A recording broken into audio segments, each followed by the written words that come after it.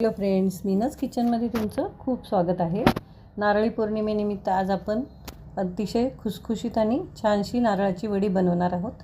त्यासाठी तूप टाकून घेतले कढईमध्ये आणि ह्या बाउलनी 2 बाउल नारळाचं खोवून नारळ घेतलेला आहे, त्यामुळे अगदी पांढरे शुभ्र छान नारळ आहे।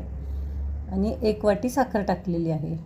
थोडंसं पाव वाटी दूध पावडर टाकायचं आहे, ते ऑप्शनल आहे। साखर कमी जास्त तुम्हाला आवडत असेल तर पण 2 वाटीला 1 वाटी हे प्रमाण अगदी बरोबर आहे।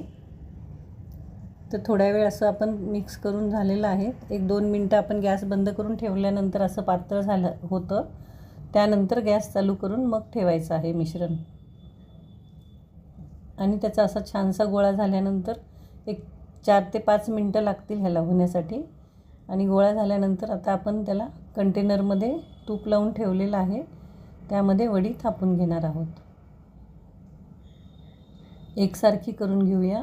त्यावर थोडे ड्रायफ्रूट टाकून घ्यायचे आहेत आणि थोडीशी थंड झाल्यानंतर कट करून घेऊया।